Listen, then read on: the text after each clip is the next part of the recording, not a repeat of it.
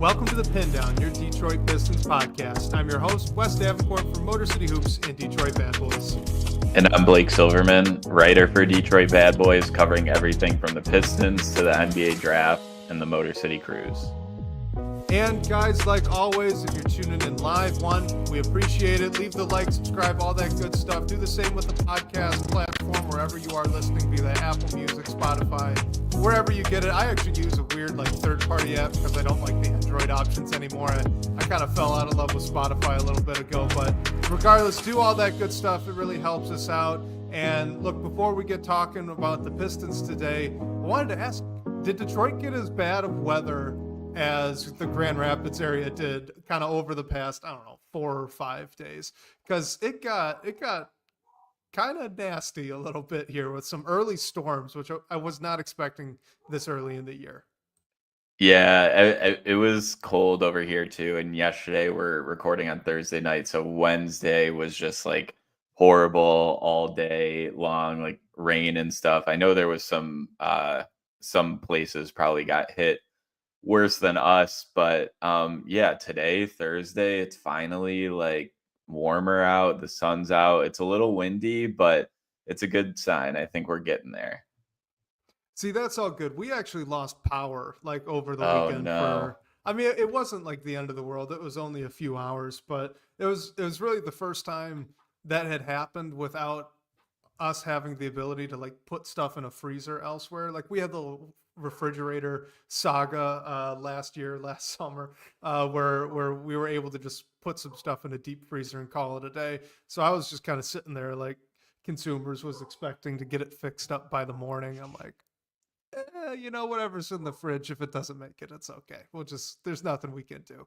But they got it fixed pretty quickly, which was nice, but weird feeling for sure. That's the worst. Yeah, we lost power kind of randomly a couple months ago in my house. Oh dang.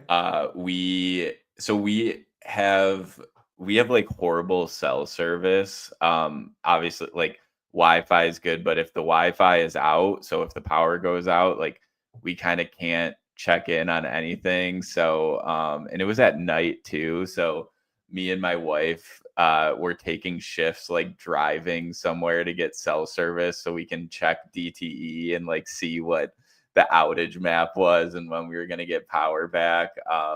So yeah, I guess just a heads up, if we're ever recording and the power goes out or my internet goes out, I'm kind of out of luck, unfortunately. That's wild that you have to drive to go get decent cell service. That is. Who do you have? Sorry, this is now totally off topic. Who do you have as a service AT&T. It's just this area. And it's still not good?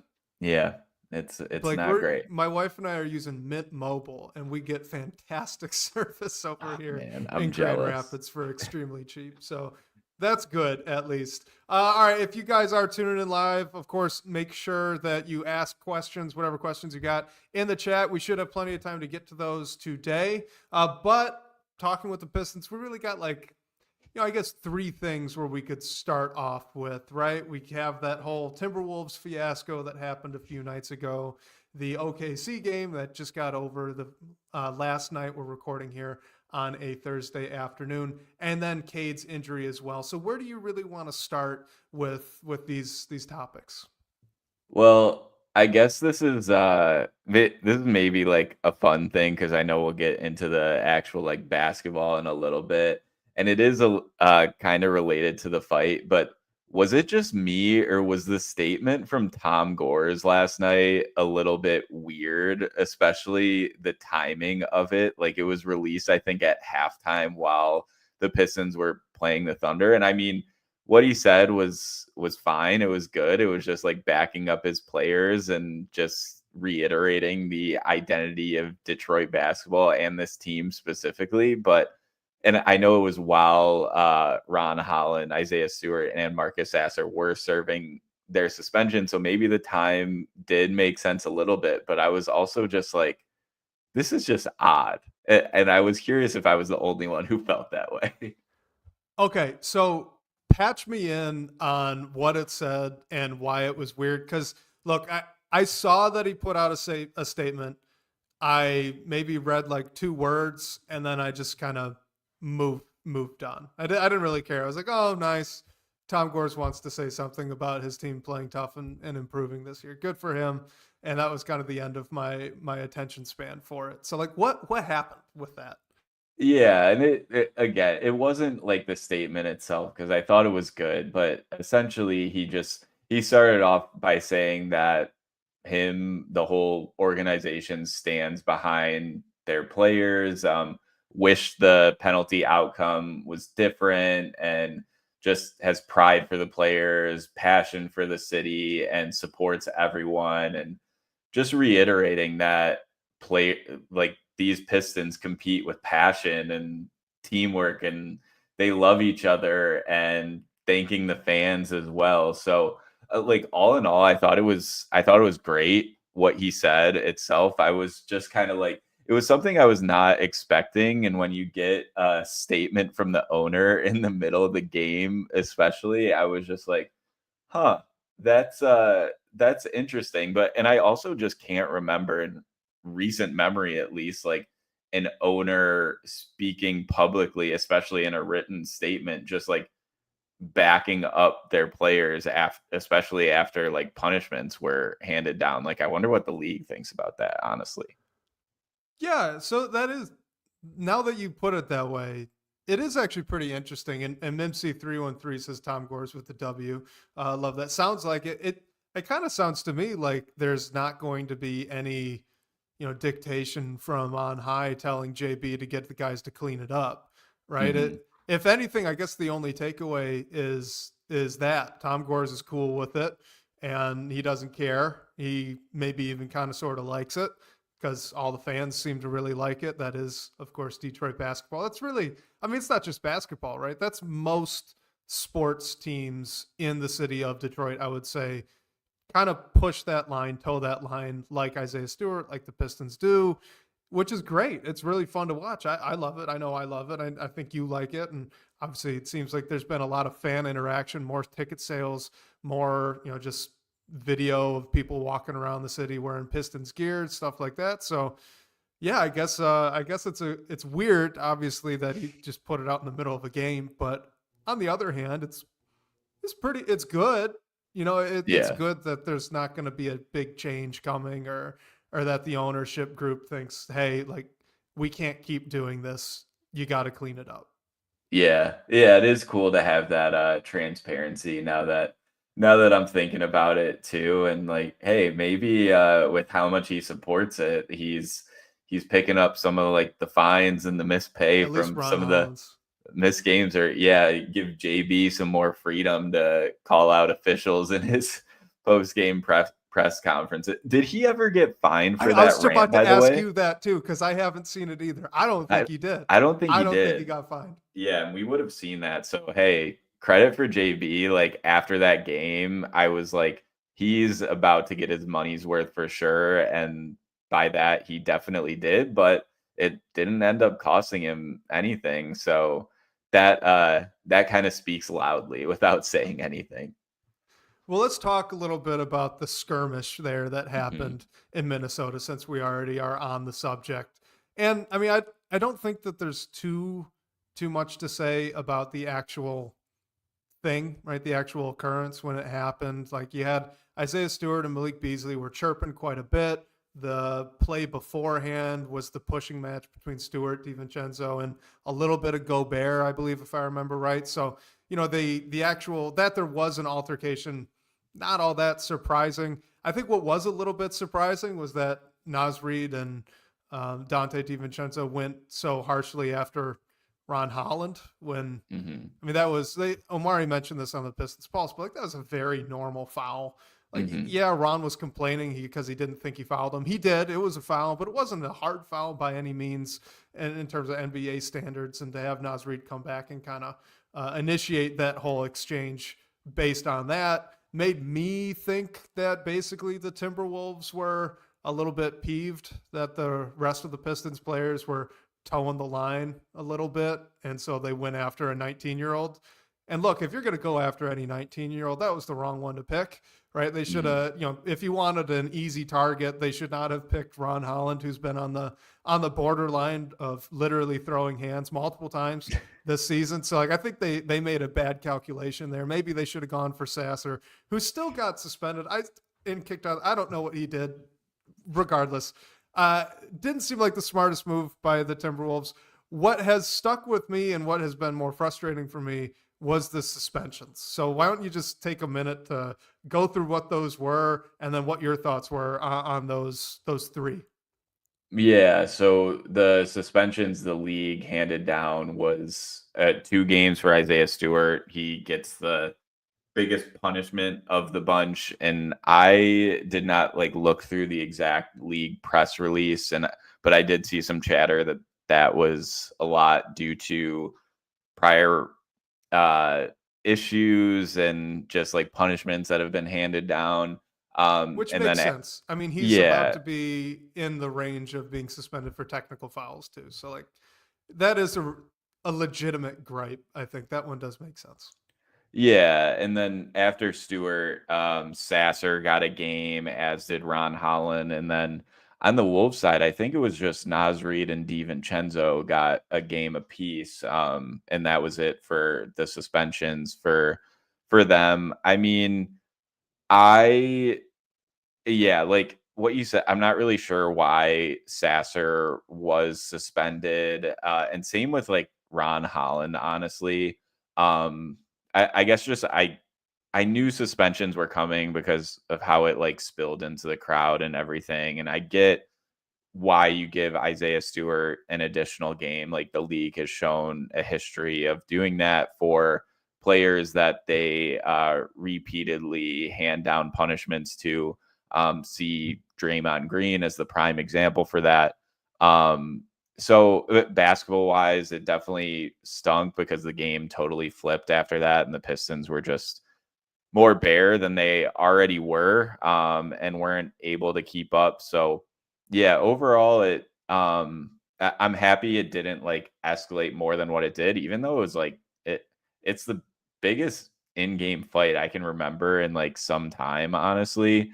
But no one got hit. Ron Holland was bleeding a little bit, if that tells you anything about what happened. So overall, I'm happy at least Sasser and Holland are coming back after one game, and it's not incredibly long. I was worried Stu was going to get even longer, honestly, just because of the history thing.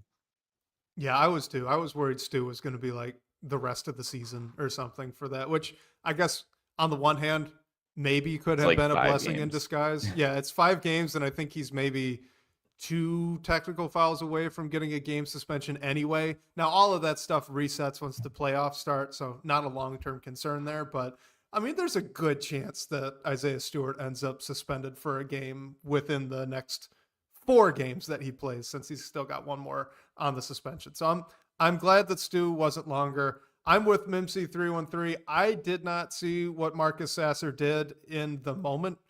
I didn't see it afterwards. He was just in the middle of it. Replay. Yeah, he was just around, I guess, and I suppose that's enough to get a suspension. I understood the ejection on that one because he was part of a crowd that seemed to be trying to move people, clear stuff out. So I get that, where he's a prominent member of the altercating parties, so you just want to clear it out and get rid of it. I understood the ejection from the game.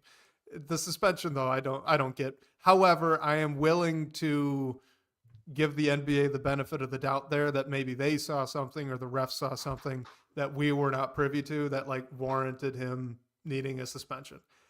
I do not understand Ron Holland getting suspended at all. I didn't understand Ron Holland getting ejected from the game in the first place. He got jumped, Blake. Mm-hmm. He got jumped. His back was turned. He gets pushed from behind. It starts into a shoving match. DiVincenzo tackles him. And then from that moment on, he is buried beneath Naz Reid in a pile of not only players, but a couple of fans and staff members as well. He is on the ground on his back.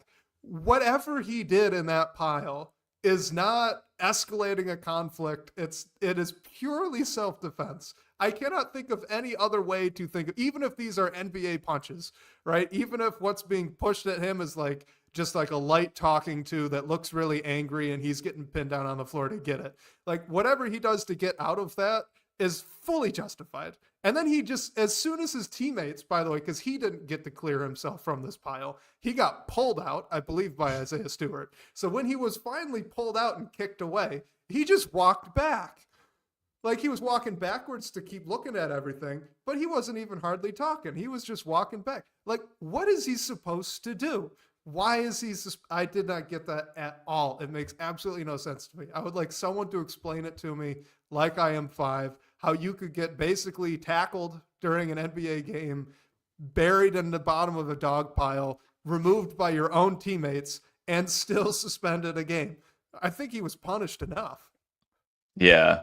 And honestly, like the first 10 or however many times I watched the replay, like you can't even like see Ron Holland at the bottom of the pile. And it's only the like live videos that actually caught him. Yeah. And once you realize like he's down there, it's kind of like scary in a sense, because like what, and that's like, then if you want to like parlay this into more, like I think part of it, I think Stewart mainly got an extra game because of the history, but like also there was in that fan video, you can see Stewart grabbing like Naz Reid's like head. I don't think he really tried to put him in a chokehold or anything, but he just like grabbed his head. But that was to get him off of Ron Holland. Like, yeah, Stewart did go at DiVincenzo a bit, but I think otherwise, like what Stu was trying to do was get his teammate out of there.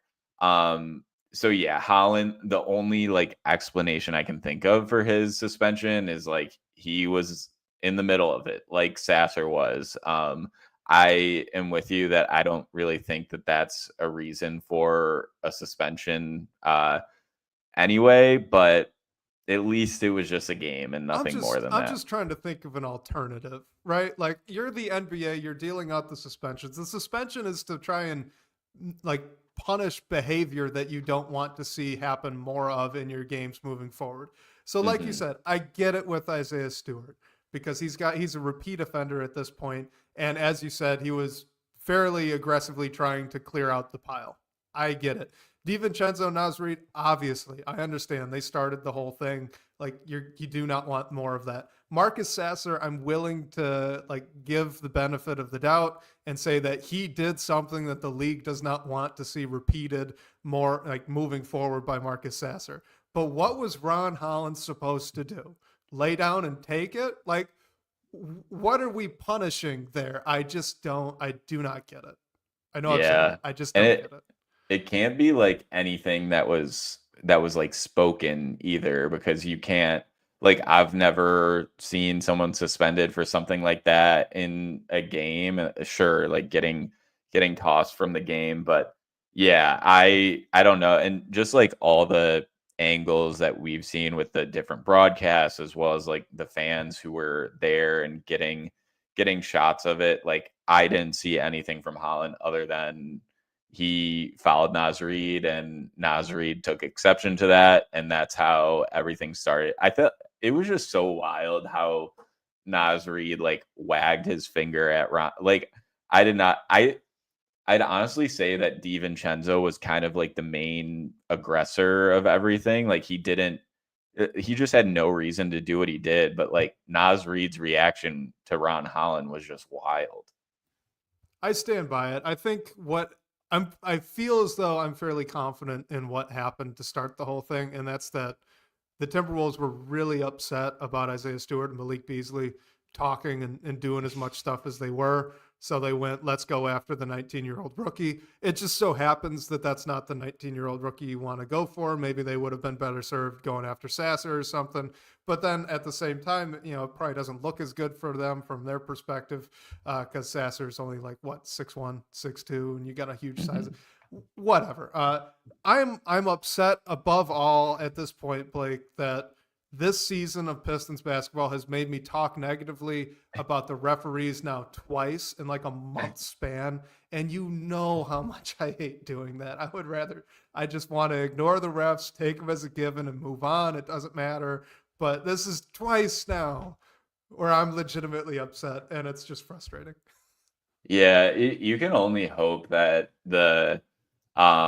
this like young team's reputation doesn't lead to any similar officiating. And I mean, if the game's out of control, I know the officials need to do what they need to do to get the game back in control, but I really hope that there isn't such like a short leash with the Pistons, which there definitely seems to be at times. All right, so let's move along. Let's talk about Cade Cunningham's injury, because we actually got this already as a question from Steve Harwood on the DBB comments about Cade's injury. Look, Blake, are you worried right now about Cade's injury? Right, he's out. He's been out. I think has it been 5 games now. I believe so. Yeah. Yeah, so 5 games with I believe it is a calf contusion, where if we kind of translate that into normal English, he has a bruise on his calf. Are we worried about the injury? So I wasn't, but I guess I do understand the increasing worry, like each game that passes by. And I know there was some reporting out there. I forget who it was, so I apologize that the plan is to get Cade back ready for the game Saturday. So I think that's a good sign. And like you mentioned, just what the injury is and the mildness of it. I think if it was more serious, we would have at least heard something about it by now. And I totally get it. Like when the guy who makes your team go, and is who you need to rely on to like who's taken you to this point and who needs to take you to further places, like it's totally a fair concern. And I know things like this in the past has happened, but I just think this season is different. This team is winning. They're in position to they're on the verge of clinching a top 6 spot. So I think they're being overly cautious based on where they are. I don't think they should be in cruise control by any means, which I don't think they are. So I'd say I'm willing to give it through this weekend and hopefully see Cade's return. And if not, then maybe I'll start to get a little more like, oh, what's going on here? Real quick, I have to read this out because I know every now and then my wife listens to the podcast and she would find this extremely funny. Mimsy313 says, if I had a nickel for each time Wes has talked about the refs, I'd have 2 nickels. That isn't a lot, but it's weird that it happened twice. I love that. Classic Doofenshmirtz right there. That's fantastic. Look, so with Cade's injury, I get it too. Like I understand the concern as well. And I think it goes a little bit more deeply than just this season, because you're right. Obviously, the Pistons are here right now because Cade Cunningham is playing like a top 15, top 10 type of player, right? That's why the team is where it is. He's taken that leap, and yes, the roster around him has allowed him to do that, and it all kind of makes sense. It's working together, and it's it's still not perfect. Blah blah blah. All that is to say, this season the success is built on Cade Cunningham. We also have a lot of recent history, right? I mean, you could go back to the first time that Cade really got hurt, right? That shin injury he had. I believe that was initially reported as just shin soreness, right? Calf soreness, something along those lines. And then he ends up missing the whole year. You can go back a little bit further than that with Blake Griffin, right? Blake Griffin brings them back to the playoffs, and it was kind of touch and go there the last month or so of the season. He ends up playing in the playoff series anyway, and lo and behold, it kind of ruined his athletic ability for the rest of his career after that point. So like, I get it, right? We're Pistons fans. We've been burned by something like this before, but okay, big but here. Cade has a bruise on his calf. Mm-hmm. Right? Like that's what contusion means. He has a bruise. It could be a deep bruise. It could be a bruise where the soreness isn't going away as quickly as you would like, but it's a tissue problem. It's just a bruise. I am almost 100% confident. Let's just put it at 90%. I am 90% confident that if the playoffs started today, Cade would be playing basketball. I think you look at the schedule of the teams they've faced since Dallas. Okay. The Pelicans, who they had recently at that point blown out by like 50 points, and they did end up winning the game. The Spurs in a game where they won by almost 30. The Cavs, maybe you had an argument, but that Cavaliers team is unreasonably good, right? They're incredibly good. They're on a 60-win pace if they've not exceeded that already. And why would you bring your star back and push it for that? The Timberwolves as well, they've beaten the Timberwolves. The Thunder, you think that they had a chance to win that game? I know that they made it competitive, but ahead of time, did anybody think they had a chance to win that game or be competitive in that game without Stewart and Sasser and Holland as well? Like, Cade wasn't going to help that. That wasn't going to push him back in. There hasn't been a reason to rush it back yet. So I'm sure, yeah, so Chuck Brewer says he's walking without a limp and is very much active going down the bench. Yeah, like I'm sure he's fine. Like, this isn't a big time concern. I don't think we as fans should be worried. I think they're just waiting for the right moment. The other bit of this too is their magic number for the playoffs, like the playoffs, right? Clinching a top 6 seed. It's just the Magic, losing a game. Because they've already won more games than the Hawks are capable of winning, and the Magic currently hold their tiebreaker. All right. So they basically have that locked up. Does it really matter if they're the 5th seed or the 6th seed? They're 3 games behind the Pacers right now with 5 to go. That's pretty tough. That's a tough one to close in just 5 games. So you're pretty much looking at the Pacers or the Knicks. Does anyone really have a strong preference between those outside of just entertainment value? Like, both are going to be really tough matchups. There's just no reason to push it if he's not feeling 100%, even if he's at 96%. There's just not a reason to push it.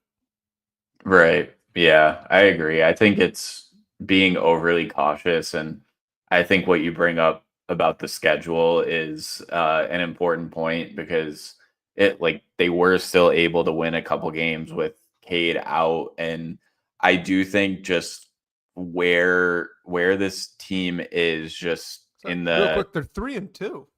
Yeah. They're 3-2 in those 5 games. That's good. Yeah. Like, beyond this year, I'd say it's important to have a winning season. Like, if they were not in that range and Cade was sitting, I'd be like, okay, like, maybe you just get to that point. They're already there. And like you said, nothing drastically is going to change in the playoff. Like, you're not out, but you're almost out of that home court advantage and potentially getting up to the 4. So like you said, it really is like 5 or 6. And yeah, the magic number, the Pistons have 6 tries to win 1 game, and then they're locked into the top 6. And that doesn't even factor in what the Magic do. So overall, like, I think you do need to be careful with Cade. I don't think you should just like sit him for the rest of the season. But how things are shaking out right now, I think you have to just be like cautious, and like nothing has indicated that this is serious. And what Chuck Brewer mentioned with how he looks on the bench, like, I agree with that. And Mim C also brought up that Cade he's played in a lot of games this season. I don't think it's a coincidence that he was at 66 games before he started to sit down, and you need 65 to be eligible for postseason awards. Like, I'd want him to get to that, just because I think he's deserved it with how he's played. Like, whether he's going to be the most improved player, like, I think he's definitely going to make an all NBA team. Once you got to that, and if nothing drastic is going to change in the standings, I don't think it hurts to rest your star for a few games if he needs it, and just make sure that you're ready to go for the playoffs. Let's loop in this question here from El Blues. It says, what would closing the season strong look like? Knowing what we do now about injuries and seeding, I want to bring this up in the conversation initially, right in the context of Cade Cunningham making his return, because look, if you look at these next 6 games, the 6 games they have to close out the year, Raptors, Grizzlies, Kings, Knicks, Bucks. These next 4 games are really important. I think there is a good chance that if you can beat the Raptors, Grizzlies, and Kings, you may have already knocked the Bucks out of contention for that 5th seed. Like, I really think that that's there. The Raptors, I know they're kind of like in the middle ground, but they're not necessarily a good team right now. The Grizzlies just lost their head coach for reasons unknown. And we know what's been going on in Sacramento, that they're not a strong team either. So if the Pistons can win these next 3 games, and you're sitting at, what would that be, 45 and 34, with the Bucks currently at 41 and 34, right? They currently have a half game on the Bucks. I think that is absolutely worth pursuing. So it would not shock me if you see Cade return, like you said, Saturday against the Grizzlies, Kings, and Knicks. And if he could get 46 wins, right? Win all 4 of those games, 46 wins, you could probably just rest him and whoever the heck you want against the Bucks for those last 2. Yeah, or even like the flip side of it, if you want to take it easier, like in this immediate stretch that's on the horizon, like the Bucks, although they're dealing with their own stuff, especially with Dame, who has a much more serious injury, and I saw he might come back sooner than expected, which is great. But the Bucks play the Pelicans twice. They have the Sixers. Like if the Pistons, yeah, if the Pistons and the Bucks are like neck and neck heading into those last 2 games, like you could just have Cade go for that, and if you really want to get up to that 5 seed and whatever, you might, like, you have 2 opportunities at the end of the season, like with the team that you're jockeying for playoff positioning with, to go out and just decide it on the court. So that could be another way to do it as well. Just looking at the Bucks schedule too, you got the 76ers, Heat, Pelicans, Timberwolves, Pelicans, Pistons.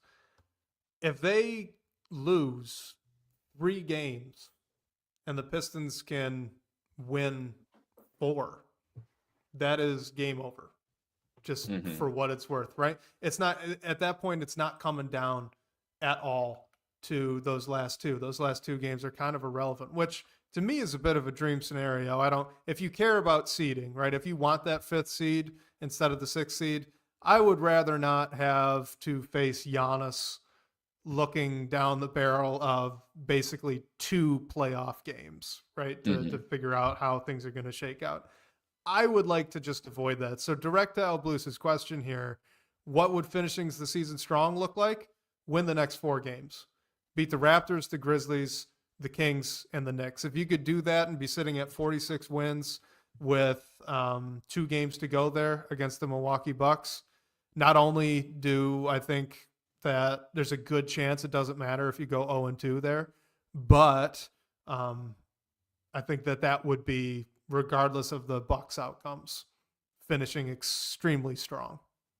Yeah, and looking at the Knicks game too, because I think in the games you mentioned, I think that's sort of the swing one. I mean, obviously each game depends on like who's available and everything like that. But by the time the Pistons play the Knicks, which is Thursday, April 10th, so a week from when we're recording, like the Knicks are probably going to be locked into the 3 seed.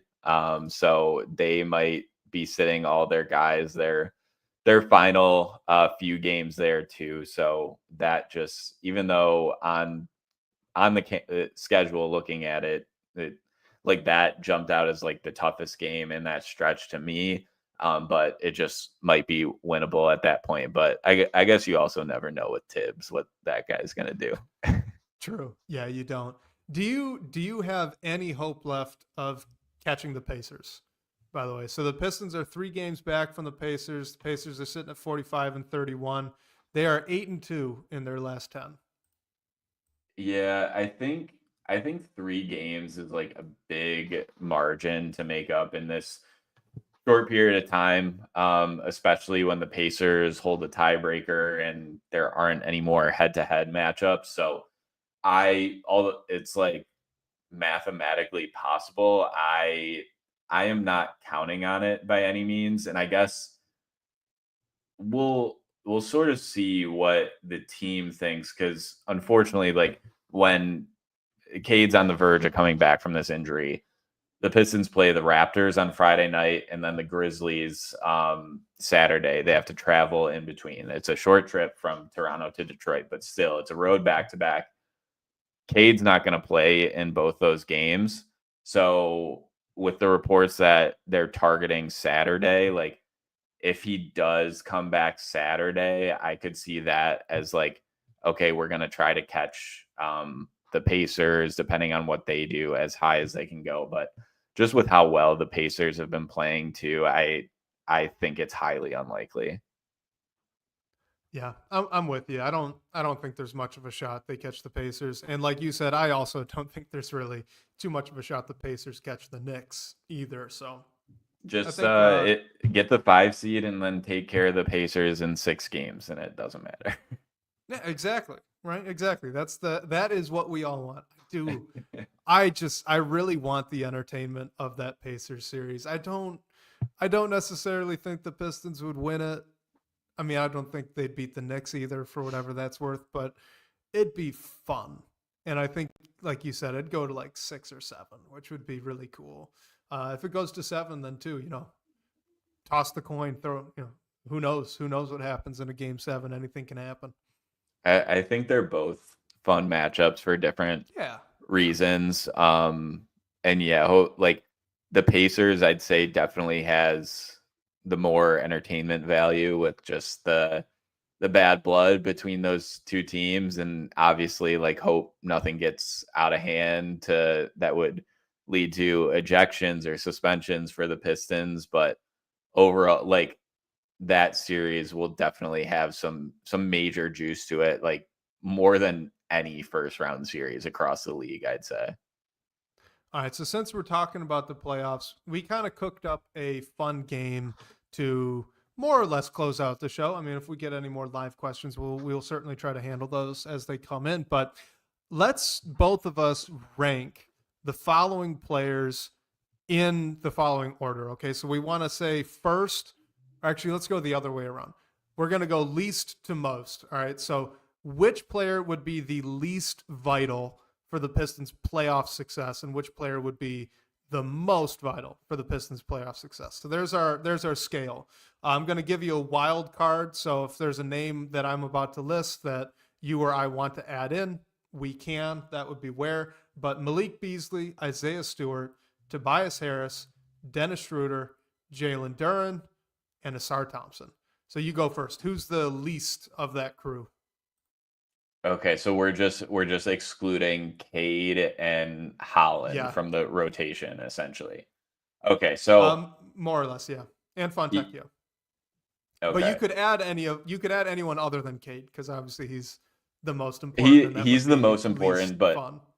it's a good exercise because I think the player who is going to be the most important is just the swing player who you need to get going. Like there's all this talk about just who's going to be the second fiddle in the playoffs. Like OKC has a big question. It's like, what are Jalen Williams and Chet Holmgren going to do? Because you know what Shea's going to do.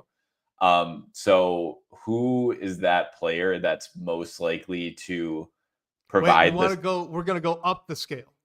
Yeah, we're going Start from at the least. bottom and then go up. Yeah, yeah. So I didn't as want I you work, I want to bury the lead.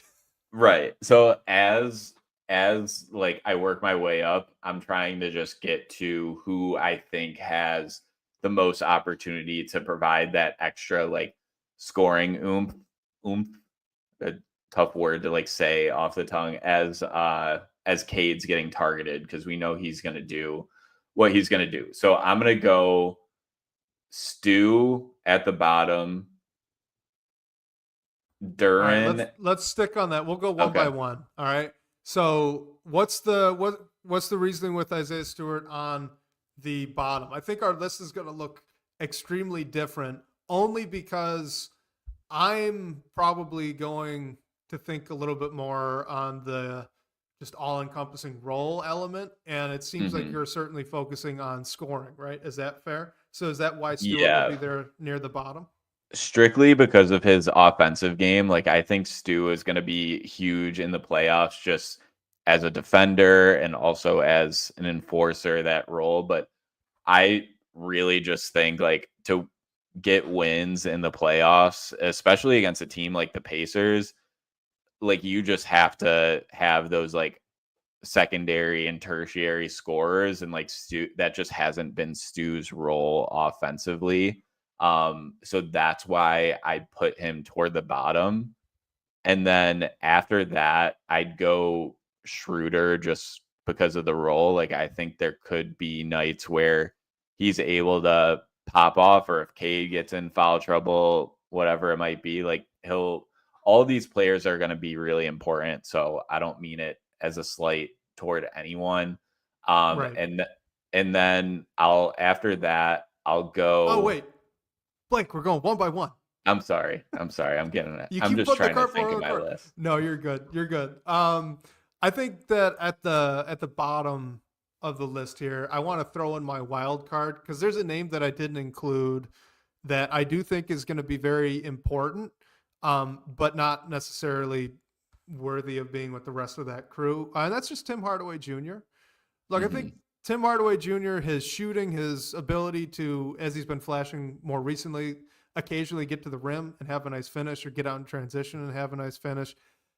I think that that's going to be really important for this team, just to have, beyond the veteran leadership, some semblance of consistent shooting, wing scoring type of player that he can be, and he has been kind of since probably over the last month or so. He's been fairly consistent outside of when he missed, I think, a little bit of time. But regardless, I think that that's going to be a valuable player, more so than your Ron Holland, your Simone Fontecchio, because of the size and scope of the role that he's going to be playing as a starter.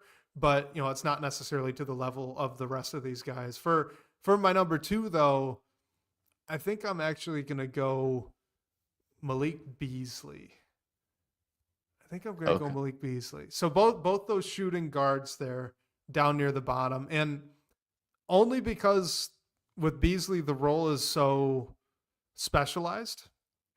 He's an okay defender. He puts in a lot of effort on that end, which is awesome. I love that. And he's obviously a great shooter, so if he can get hot, he's got the ability to change a game. But at the same token, he's not really covering many more weaknesses for the Pistons, right? Like I don't think that he's going to solve the ball handling concern if a team is really trapping Cade, right? So he's not your answer in that sort of counter. He's not a guy you really want isolation scoring if that ends up being a need for the team. So I'm just thinking in terms of flexibility, and it's great to have his shooting, and I think his shooting is going to be really important. But the fact that he is kind of siloed into the offensive role that he has and can't vary too much outside of it, probably just puts him less on this totem pole for me. And again, like you said, like no slight to any of these guys, Mhm. everybody top down, right? All the way down to the guys that aren't playing on the roster are going to be extremely important for any level of playoff success, whatever that level might be. So this is just like trying to pick the cream of the crop. Right. Yeah, for sure. I think, I mean, Beasley was going to be in a similar range for me, and like I think again, he's super important for for the team, and I think we've seen it over and over this season. Just the games he's been able to pop off for 20 points, 25 points, whatever it might be, and he's been really like one of, if not the best 3-point shooters across the NBA this entire year. So I think that player is 100% like super important to this team being able to win a playoff game. But yeah, just how he's like coming off the bench and everything. I think it's more like specialized, like you said, and I think. I'm definitely like jumping ahead a little bit, but I do think that Asar and Duran are like super critical to this series. Like, if I had to choose my most important, I would probably go with Asar right now, just because of like offensively. I know he's not been doing much to like create for himself, but if once Cade's back, if he's able to create open looks for Asar Thompson and Asar is able to finish those plays and couple that with everything he brings defensively, he's a lob threat just like Jalen Duren is. We've seen how important Duren is offensively as a pick and roll partner with Cade. So I think like they're like the swings for the Pistons for me, where if they're hitting on all cylinders, like you can really push this series along, or if you're not getting much for one or either of them, it might just change how things are going pretty quickly. Let's stick on Asar Thompson for a second. So just chatting says that he hopes Tobias is fine and gets well soon. Obviously, we do as well. He says, although he's been liking Asar Thompson at the 4 of the past couple of games, love his defensive versatility, but think he's most needed at the point of attack. Just briefly, what have you thought about those few games we've seen Asar Thompson playing the 4? So that would have been Cavaliers and the Timberwolves game, if I remember correctly. And then just, is that kind of his role long term, or at least not necessarily role, but position in the starting lineup? Should he be in the starting lineup long term? Do you think that's where he fits best? I I think so. Just I mean, all the talk that we had before the season about how we weren't sure about Asar and Duran playing together long term, like if that is going to happen beyond this season, I think you need to be able to surround them with like Tim Hardaway Jr., who's looked good at times, and Malik Beasley, like players like that. And I think it's interesting how Asar has got more like what you were talking about maybe a month ago now, how he is like handling the ball, but he's not really initiating offense. I think if he is able to like play the 4 and be that play finisher offensively, like I think that's his role. That's when he's looked the best. And when you see some games where you're like Asar Thompson's everywhere, you like what he's giving on offense, which is really what it is with him. We know everything he is defensively. And I just think roster construction wise, if Asar is your 4, it's easier to find like maybe not easier, but you have a better chance at finding those like combo guards / wings to put next to him to alleviate spacing concerns and like open things up for Cade to be able to give Asar Thompson some of those offensive opportunities. And I think the only thing I want to push back on is this idea, and I've seen this in other places, not just from just chatting here, but like that Asar Thompson playing positionally at the 4 means that he's no longer guarding at the point of attack anymore. So actually one of the great advantages that the Pistons were able to put against the Cleveland Cavaliers was sticking Asar Thompson on Evan Mobley. And then when Evan Mobley set a screen onto Garland or Mitchell, switching it out, right? So instead of having Asar Thompson having to get switched off in that situation, if you were already guarding Mitchell or Garland, then he would be switched on to Mobley, right? In that case, he was able to just take it from that point on. The challenge with Asar, and I think that this is going to be the big question for Trajan Langdon and the Pistons organization moving forward, is that defensively, it's not just point of attack. You want him guarding the best player as long as that player is not like Jokic, right? As long as the player is not a center, you pretty much want Asar Thompson to be the one checking him. The challenge with that is that offensively, he's a big. Asar Thompson is a big who can handle the ball. Like if you just break down what he does offensively, it is at the rim within 5 feet, off cuts, as a screener, as a guy sitting in the dunker's spot, just kind of sneaking around. He gets a lot off offensive rebound, like putbacks. And then every now and then he can handle the ball and make something for himself if he's got a mismatch. He's been doing a great job being the initiator of the first pass and getting the offense going, right?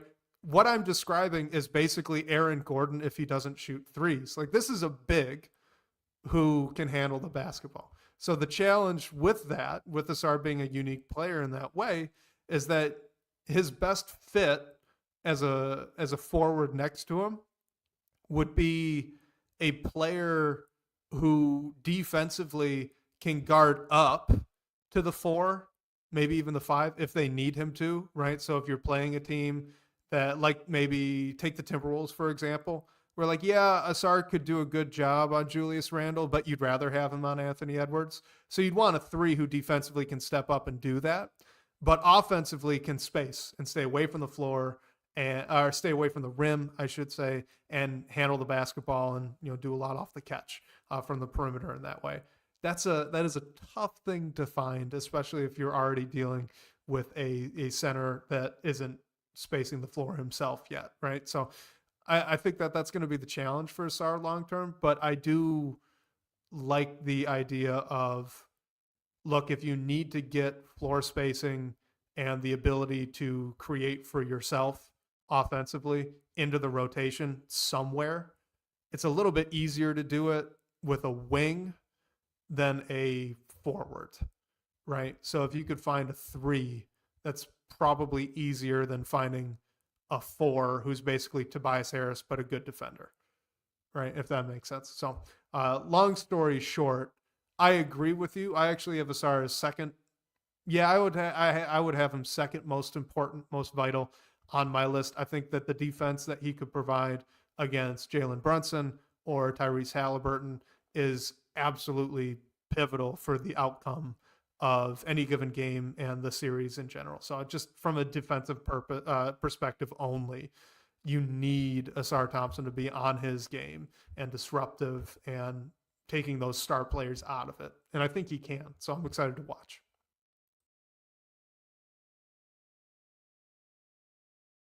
I think you're muted. I do not know how that happened. Apologies.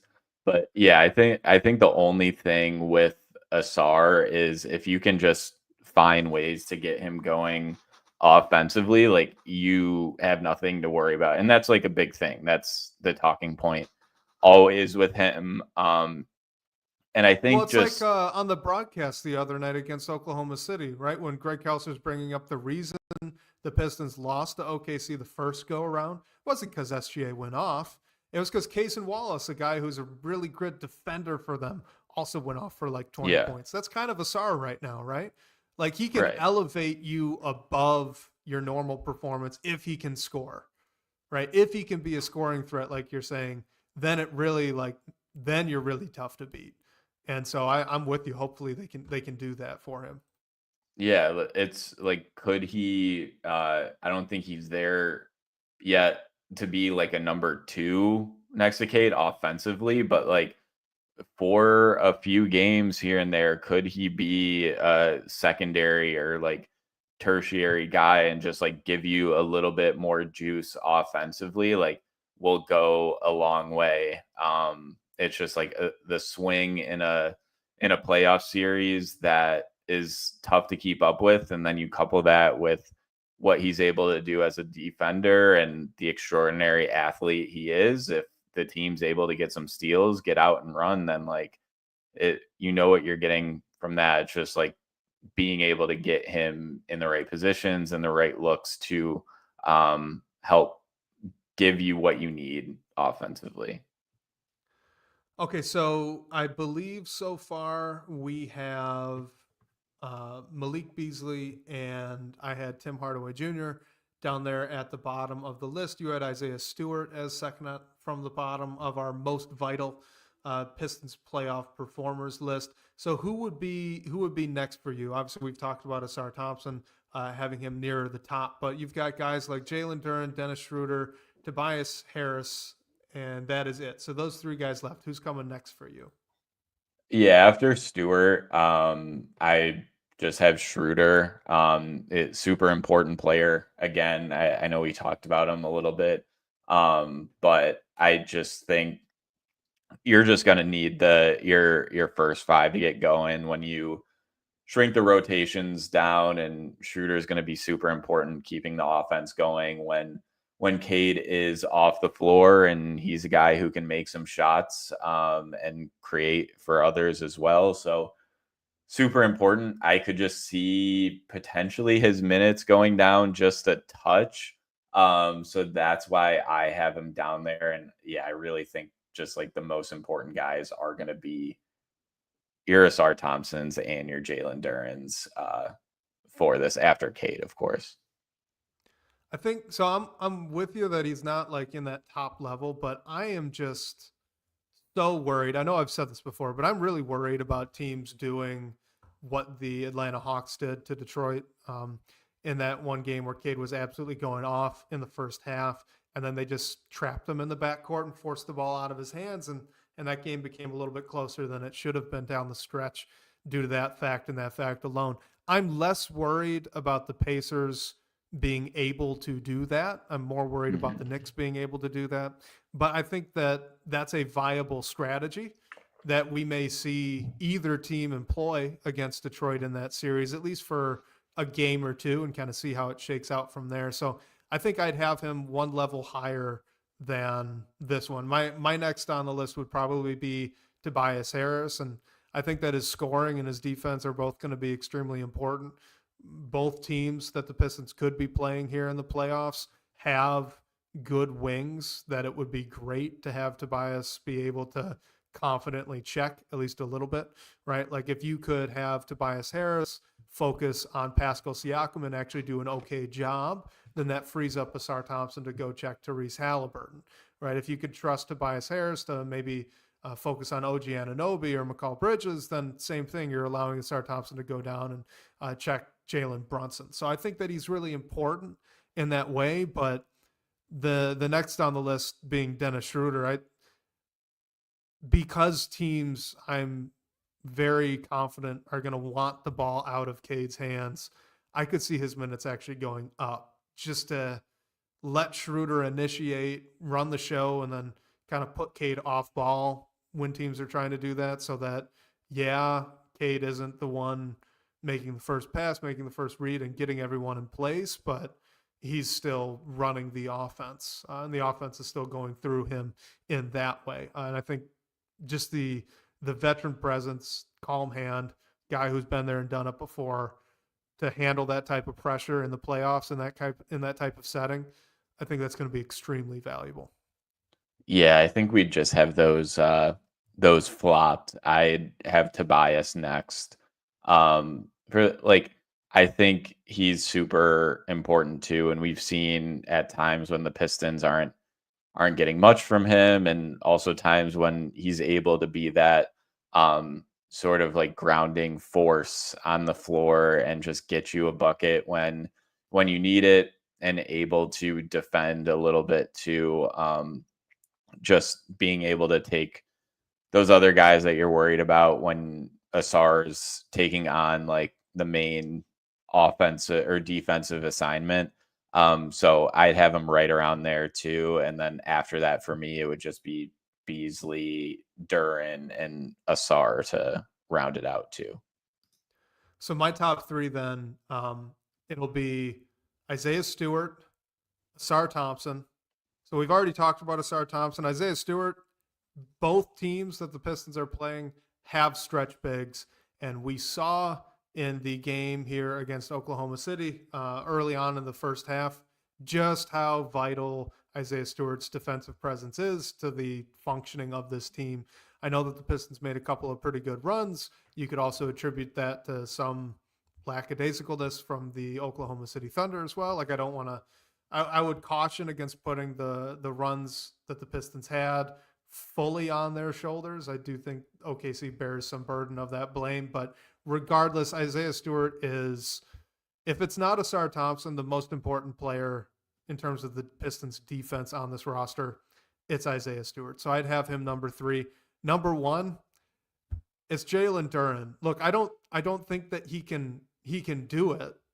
Well, I shouldn't say that. I'm not expecting him to do this, because we know that stretch bigs have given him a ridiculous amount of trouble in the past, and both the Pacers and the Knicks have very good stretch bigs who are not just good shooters, but they can do other things offensively, and they're pretty good rebounders and pretty good defenders to varying degrees. Turner, obviously, more than Karl Anthony Towns. But if Jalen Duren is able to be a average defender against those bigs, that is a game changer for this team. So I think, like, if there is one thing, if one thing happens in any Pistons playoff series that actually drives them to winning it, like the series on the whole, the easiest path to that is Jalen Duren figures out how to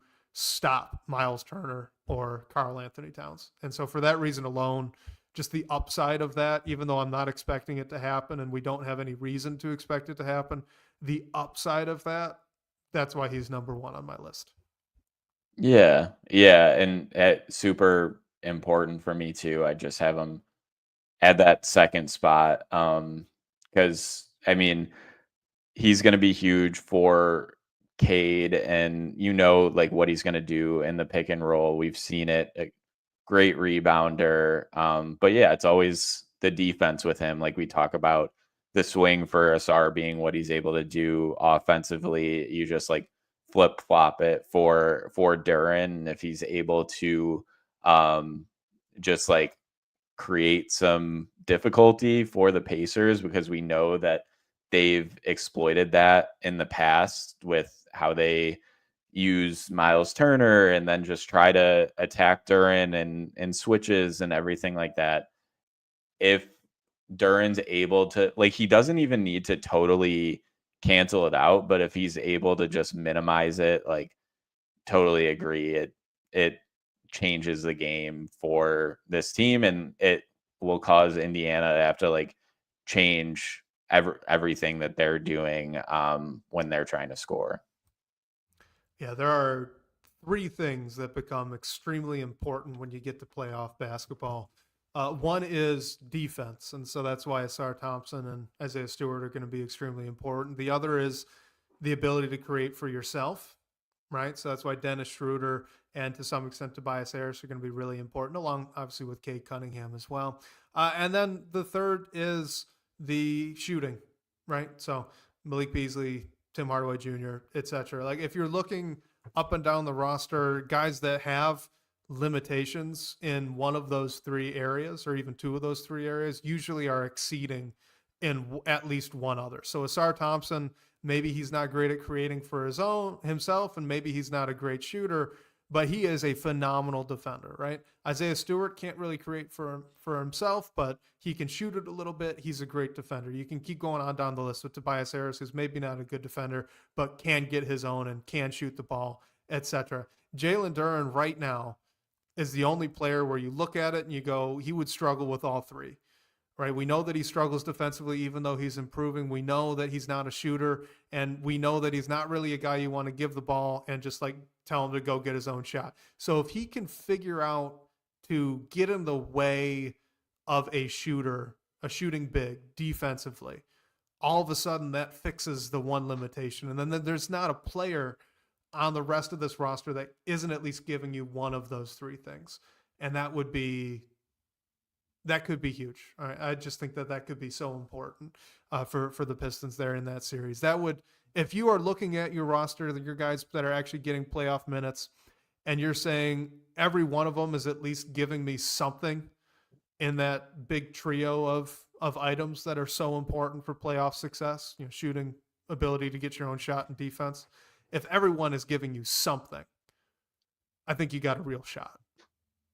Yeah, and I think it helps that like we haven't seen this team in this atmosphere, like we saw the NBA Cup games and everything, and but I think it's different now. Looking back on it, it's going to be a totally new ball game. So I think just the importance of these games and learning how to play off of each other in such an important scenario. I think that will just like heighten everything a little bit. So I could totally see that happening. I mean, you can bring up the same point for both sides too, because both sides know how important these games are, and just get up for the energy is going to be at a different level for anyone. But I think just this young team trying to prove themselves. No one thought they were going to be here before the start of the season, and now where they are too. I think they're going to try to prove that like we belong here now, and I think that they can certainly do that just with everything we've seen from them, and even how they were competing against the Thunder when they had like a totally depleted roster. So I think just where this team is, the chemistry that they have, be earning their spot in this like moment, I think that they'll get up for it and like maybe not win a series like you said, but I think they'll be able to win a couple games. Yeah, that playoff win drought is ending this year. We're calling it right now. Yeah. That is happening. There have been so many records, bad records that are getting buried this season by this Pistons team. That's going to be the next one. I can feel it. I'd be willing to bet it all on that one. Blake, I think we could close it out there, but I just want to say I'm looking at your intro for the podcast, and I'm realizing we probably need to add your additional writing gig to that, don't we? I mean, we need to be marketing that. Yeah, I need to update my intro. Yeah, I know I've talked about it before, but doing some writing for Sports Illustrated. I was actually working the night of the fight between the Pistons and Timberwolves, so I got to write about that, which was fun. Pistons keep giving you content. Literally, yeah. It's one of the best story in the NBA. So yeah, I need to update my intro for sure. And shout out to Truck Brewer, who mentioned in the chat, Hunter Patterson of The Athletic just reported that Tobias has been ruled out for tomorrow's game against the Raptors. So hope that doesn't linger. Hope it's another thing that's like overly cautious. I think win anyway. Yeah, and I think it just like the tendinopathy thing, I know that can linger a bit too, but yeah, hopefully it's another back-to-back situation and we at least see Tobias upgraded for the next night. But shout out to everyone for joining. Just a reminder, you can call our phone line to ask a question, hear your voice on the show. The number for that is 313-355-2717. Like Wes said at the top, if you guys can subscribe to the Detroit Bad Boys YouTube channel, if you haven't already, leave us a review, a comment, wherever. We'll read it and really appreciate all the support. And special thanks to our guy, Sean Korp, who's the managing editor of Detroit Bad Boys, for supporting the shout. Shout out to you guys again for all the great questions and talking points today. We'll catch you next week, whether on your commute or live with us on YouTube. We can't wait to talk more Detroit basketball with you all.